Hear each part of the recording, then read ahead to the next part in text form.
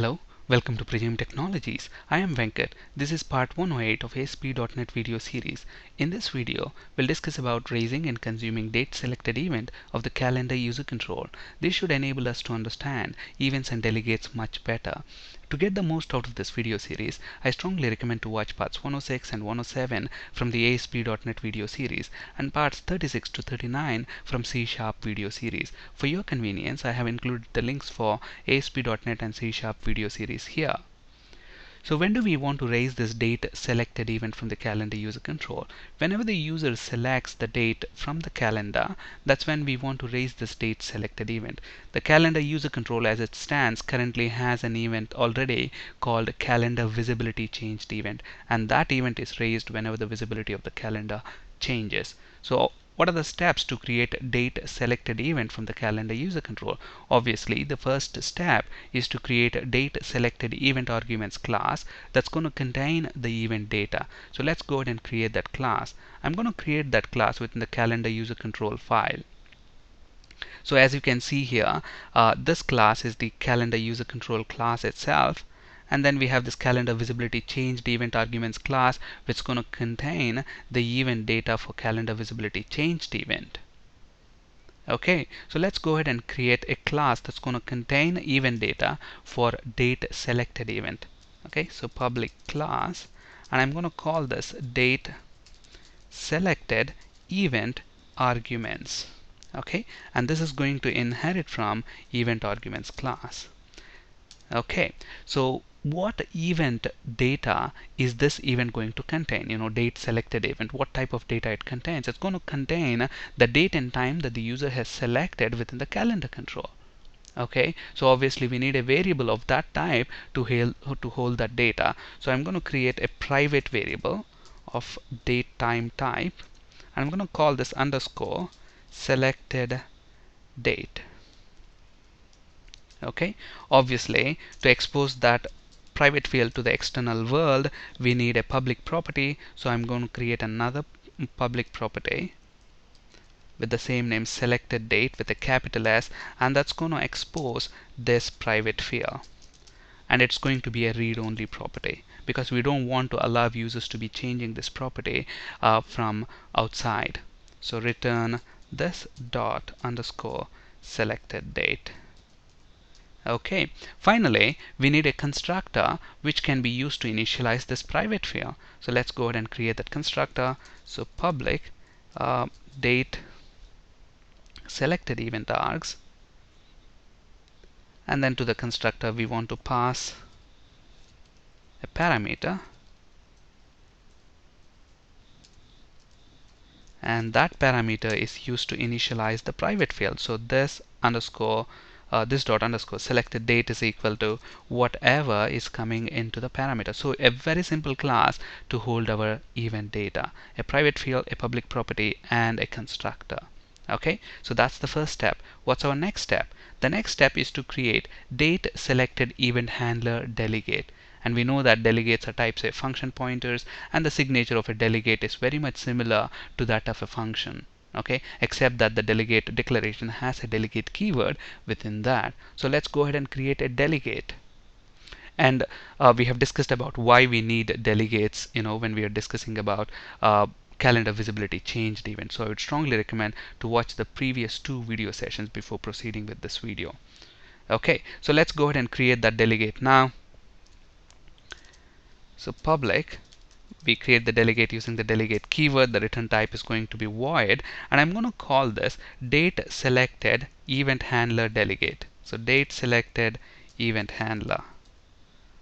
Okay, and obviously to this delegate we need 2 parameters. The sender parameter is going to tell which object instance is raising this event, and obviously to store event data we need this date selected event arguments object. So object sender, and then to store our event data we have this date selected event arguments class, which I'm going to use as parameter for this delegate.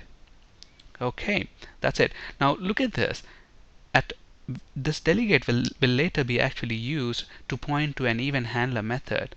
Okay, and this delegate will then hand over this object, whatever you see here, this object to the event handler method, and the event handler method can retrieve date selected property from this object and use it the way they want to. That's why we actually need to pass that object which contains our event data to this delegate. And this sender parameter specifies which instance of this calendar user control is actually raising the event. For example, let's say on a web form I have calendar user control 1, calendar user control 2, etc.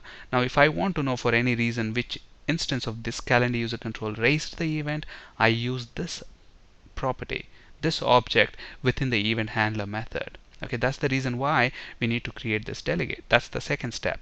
What's the third step?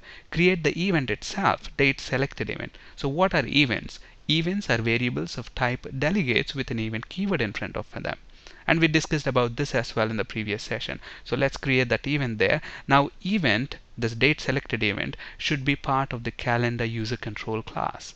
Okay, so we have to create that event inside this calendar user control class. So let me expand that, and I want and create the event.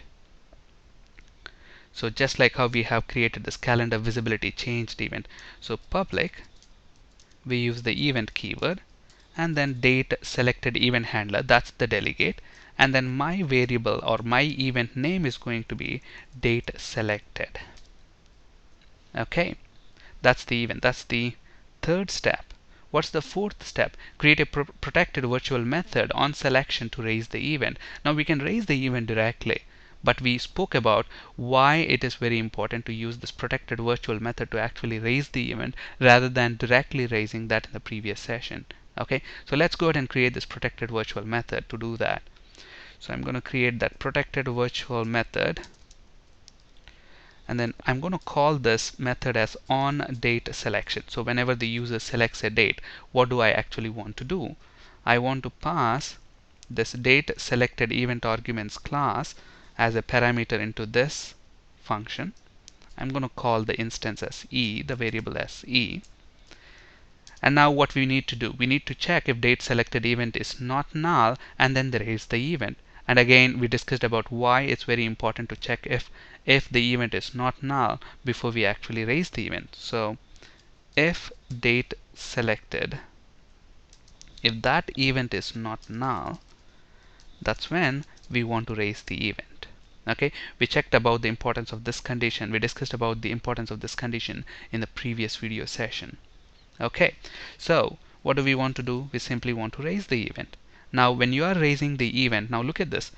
This event is actually a variable of type this delegate, and if you look at that delegate, it has got these two parameters. So obviously when you are raising that instance, it expects those two parameters to be passed in. Okay, so what is this sender? Sender is nothing but, if I drag and drop this calendar user control on a web form, I will get an instance of this calendar user control 1 maybe. Okay, so this class is basically raising that event. So sender is going to be this keyword. When you say this, we are actually telling an instance of this class. Okay, and then obviously we need event data as well, and the event data is coming into this method as a parameter. So I'm going to use that e. Okay, so whoever calls this method, they have to pass event data also as a parameter into this function. Okay, so what's the final step? The final step is to actually raise the event. So when should we raise the event? We raise the event whenever we select the date in the calendar. Okay, so whenever the selection in the calendar changes, that's when we should raise the event. Okay, so obviously when that happens within the calendar user control, we already have a method calendar1_selection_changed. That's when we retrieve the selected date from the calendar control, and we are populating that text box. Okay, so that's when I actually want to raise this selected date event. Okay, so before you raise the event, you have to prepare event data, because we need to notify the event handler method what date the end user has selected. And to do that, we have created a class called DateSelectedEventArgs class, and I'm going to call that a variable DateSelectedEventData is equal to, we create an instance of that class, and look at this. This instance expects a date time that the user has selected. Okay, the constructor is expecting that. So we pass the selected date from the calendar to that constructor. Okay, and finally what we do, we raise the event, and to raise the event we have created a method on date selection, and this method expects an object of type DateSelectedEventArgs, which we have here. We are going to pass that there. That's it. Look at what's going to happen. This onDateSelection method is called, and if you look at that, that's a very simple method. We have this DateSelectedEventArgs which you are passing in as a parameter, and this object contains the date that the user has collected. So now it should make sense why we have created this delegate, the event, and then this protected virtual method, and finally this is where we are actually raising the event. Okay, so we are putting all these pieces together right now. Okay, so that's it. We are done raising the event. Let me go ahead and build this solution. The keyboard shortcut is Ctrl+Shift+B. On the status bar, notice that build succeeded.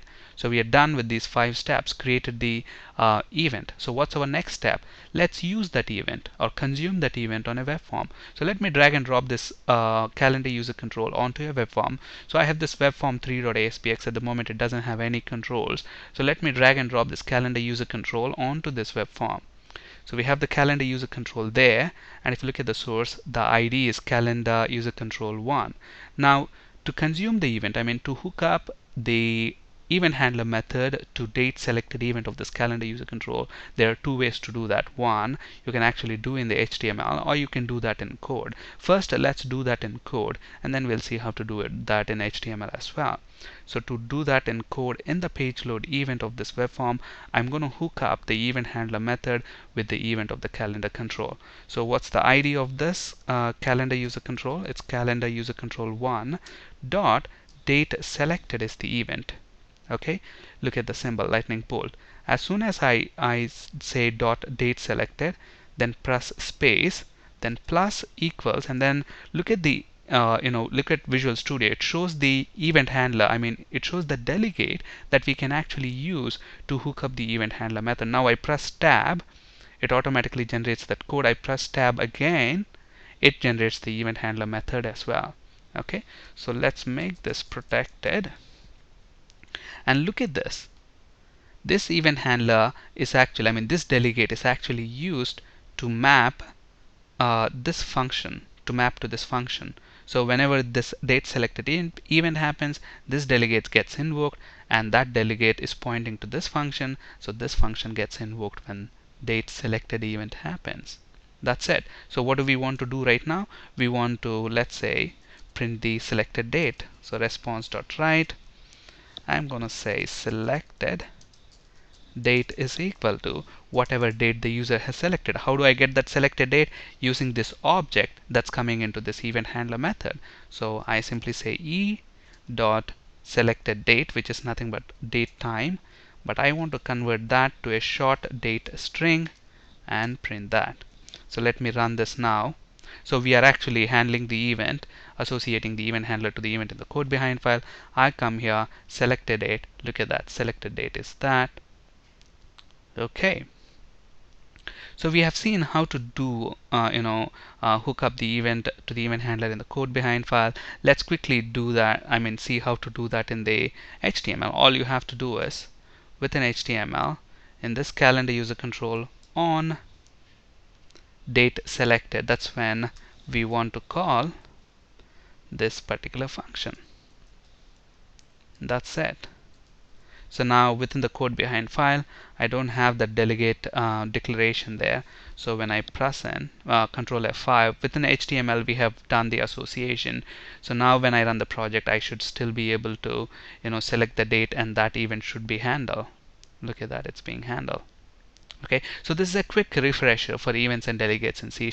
If you want a detailed explanation of all these steps, we have spoken about that in the previous 2 sessions. Please watch those 2 video sessions. In the next video, we'll discuss about loading user controls dynamically. Now, in this video, if you look at this on this web form at design time, I have the control here. I have an ID for the control here. Okay, but then if I have to load this dynamically at runtime, how do we do that? We're going to talk about that in the next video session. On this slide, you can find resources for ASP.NET C# and SQL Server interview questions. That's it for today. Thank you for listening. Have a great day.